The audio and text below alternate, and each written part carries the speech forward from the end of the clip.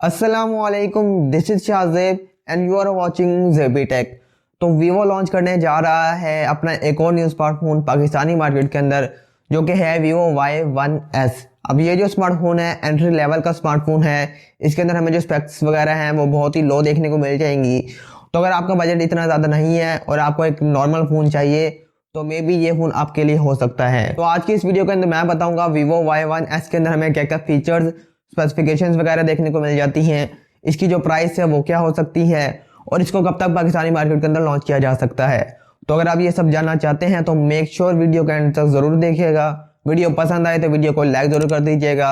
Channel पर नए हैं, मुझे पहली दफ़ा देख रहे हैं तो चैनल को सब्सक्राइब कर देना, ताकि जब भी कोई इस तरह की न्यू वीडियो आए और आपके पास नोटिफिकेशन आ जाए। सबसे पहले यहाँ पे हम बात कर लें इसके डिज़ाइन की। तो इसका जो डिज़ाइन है वो हमें सिंपल देखने को मिलेगा, कोई इतना कोई शशको वाला नहीं देखने को मिलता। बैक साइड में हमें वीवो की ब्रांडिंग देखने को मिल जाएगी और इसका जो कैमरा मॉड्यूल है वो हमें सिंगल ही देखने को मिल जाएगा। कैमरा बैक साइड पे यहाँ पे डुअल कैमरा, ट्रिपल कैमरा कोई भी नहीं देखने को मिलता, सिर्फ एक कैमरा देखने को मिलेगा, जिसके नीचे ही हमें इसकी एलईडी फ्लैश लाइट है वो देखने को मिल जाएगी। और ये एंट्री लेवल का स्मार्टफोन है तो ऑब्वियसली यहाँ पे ग्लास भी नहीं देखने को मिलता। इसकी जो बैक है वो हमें प्लास्टिक की, पॉलीकार्बोनेट की देखने को मिल जाएगी। बात कर ली जाए यहाँ पे इसके फ्रंट की, तो फ्रंट साइड पे भी हमें पंच होल नहीं देखने को मिलेगा।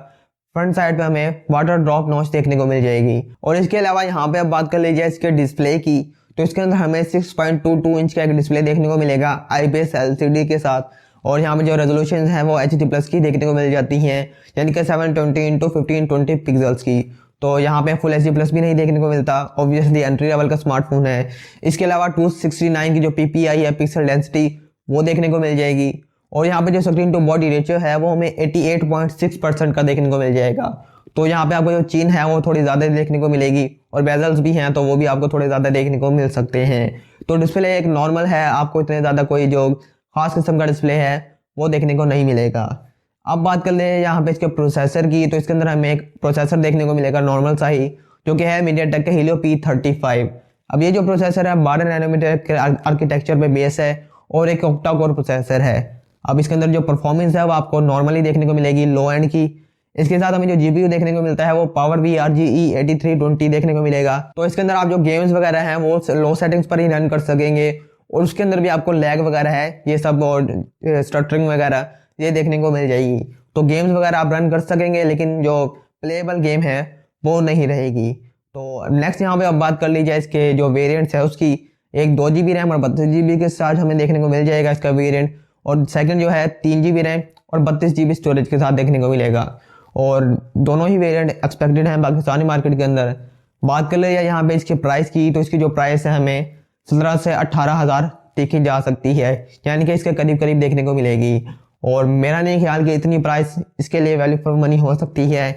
इसकी प्राइस अगर अंडर 15,000 रही तो ये एक अच्छा स्मार्टफोन हो सकता है। बाकी आपके इसके बारे में क्या ओपिनियंस हैं, इसकी क्या प्राइस होनी चाहिए, नीचे कमेंट में ज़रूर बताइएगा। नेक्स्ट अब यहाँ पे बात कर लीजिए इसके ऑपरेटिंग सिस्टम की, तो इसके अंदर हमें out of the box Android 10 ही देखने को मिल जाएगा, जिसके साथ हमें जो फन टच OS है, Vivo का कस्टम UI, वो देखने को मिल जाएगा। तो इसके अंदर Android 11 नहीं दिया गया, Android 10 ही पुराना देखने को मिल जाता है।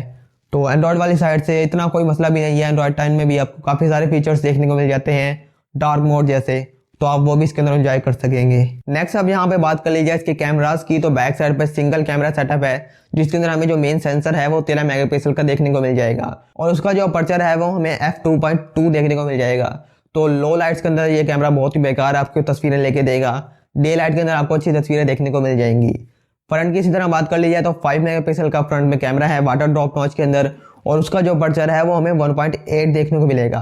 तो इसके अंदर पिक्चर्स वगैरह है आपको काफ़ी अच्छी देखने को मिलेंगी, व्यू का कैमरा होते भी अच्छे हैं, तो लो लाइट में भी काफ़ी हद तक आपको जो पिक्चर्स क्वालिटी है वो अच्छी देखने को मिल जाएगी।